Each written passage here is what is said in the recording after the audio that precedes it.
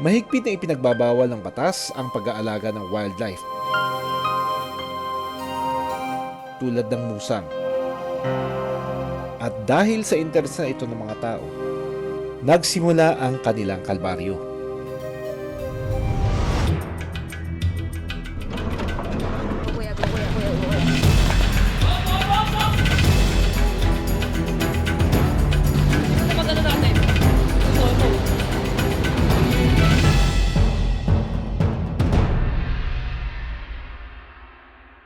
Hanggang meron talagang gustong mag-alaga, meron kukuha at gagawa ng paraan para makapagbenta ng ganito. Hindi na bago ang paggamit ng social media sa illegal na pagbebenta ng wildlife. Kaya naman mahigpit itong binabantayan ng mga otoridad. Noong April 18, 2023, nagkaroon ng entrapment ang PNP Maritime.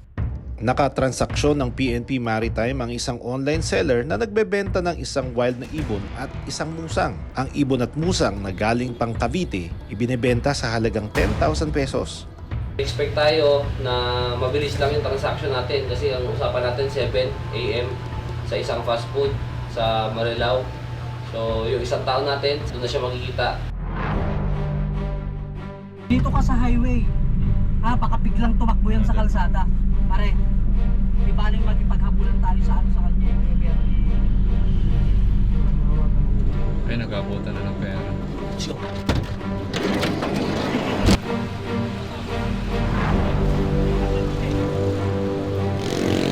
Alis yan. Gusto mo tulong bumaba ka. Tan mo. Naka-helmet. Yung bag. Tanggalin mo yung bag mo. Nakuha nila ang isang Himalayan honey buzzard at isang palm civet cat dito sa Marilao, Bulacan. Halos hindi na makagalaw ang ibon at ang musang. Nakita natin kung gaano kawawa yung condition itong mga animals na ito. Saan niyo po nakuha? Sa Uraban naman siya. Pinadala lang. Kayo po ba ay nanguhuli rin at nagbibenta rin talaga ng wildlife? Hindi yun, tatrabaho sa rason.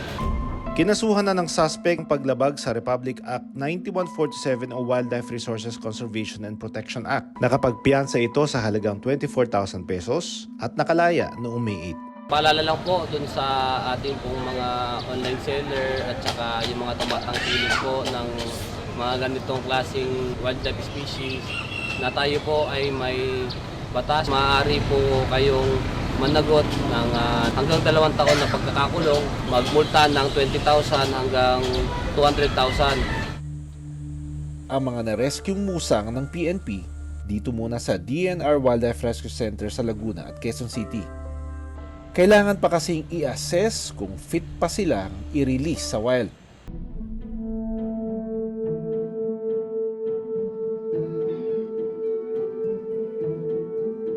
Bunsong anak kung ituring ng pamilya ni Nasani ang Asian palm civet o musang na si Coco.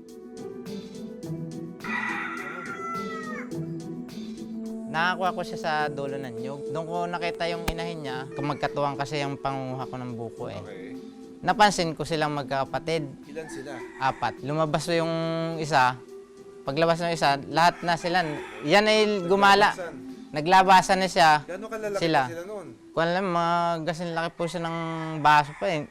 Gaganyang kahaba pa siya noon eh. Si Coco na lang daw ang natira sa 3 magkakapatid na musang na nakuha ni Sunny. Si Coco, sanay raw sa tao. 2 years nandito lang po siya nakakulong sa loob ng Hindi po, nalpasan namin siya. Nakakalabas dito, tapos bumabalik sa inyo. Ang problema lang namin kaya nakulong namin, kasi pag gumagala siya ng maghapon, marami kaming sisiw na pinapatay niya eh. Pinapatay lang. Hindi niya kinakain. Hindi nyo naisipan pakawalan? Hindi po. Kasi napamahal na po rin na sa amin. Ayun ang problema, no? Okay, tapos ang pinapakain niyo sa kanya? Tinapay po. Talagang binibilhan namin siya ng yung isang tasty na talagang pagkain niya lang. Ang problema, unti-unti nang lumalabas ang wild instincts ni Coco. Yung po sa aho namin, pag nakakit dyan, kinakagat niya, may sugat nga. Ayun ganyan, kasi Nagagalit siya. nagiinis na siya eh. Naiinis siya sa- Kasi hindi siya designed sa ganito po. Nagagalit nga ho siya. Kaya lang naman nakagat yung kuting gawa ng Si nakain Marta, siya eh. Ayaw niya may kahati. Ayaw niya may kahati doon sa ano, pagkain. Pag baby, ang bait eh. Tapos as they grow older, yung hormones nila nag-iiba, nagiging mas mabagsik, mas masungit, ganyan. Oo, minsan nakakakagat. So, alam mo yung Wildlife Act, no? Yung bawal tayo mag-alaga at kumuha ng mga animals, hayop, no? Sa wild, sa kagubatan, sa bundok. Kasi may batas tayo against that. Ano, isusurrender mo ba ito? Napamahal na sa Ay, amin talagang sila eh. ganyan. Lahat isa ka sa mga stories natin na sa mga pinuntahan natin. Kaso, ano, ate, kukuhanin siya. Kailangan siyang kuhanin. Masakit man sa ating lahat na mawalay sa inyo. Pero ganun po talaga. Gano'ng katagal yung inalagaan? 2 years? 2 years na ho yan, sa August 21. Oo. Ka-birthday ko ho yan nung nakuha.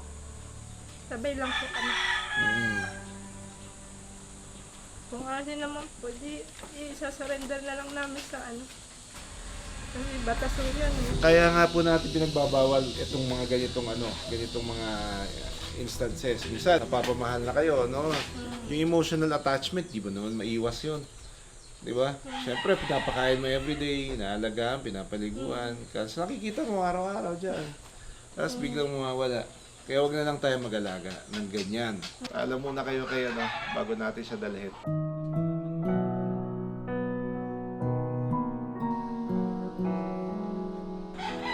Si Tuko. Alis ka na po.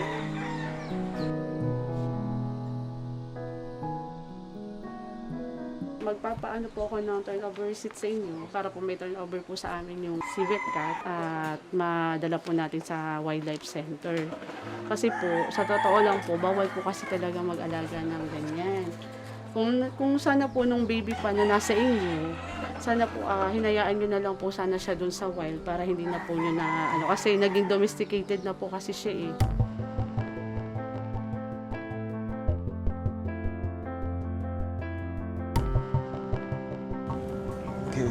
Ito yung civet cat natin, musang.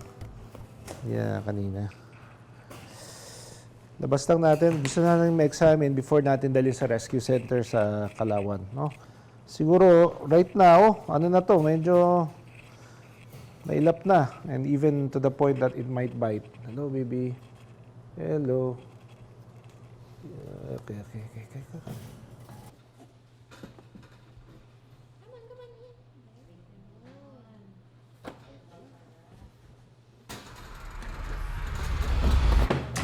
Hi. Hello. Halika. Halika.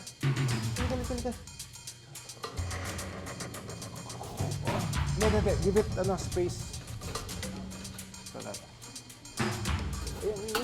Yun. Sarado. Pipindutin yan dito. Diba? Mahirap. Nagsimulang maging aggressive si Coco. Ayan, medyo maging. Halika.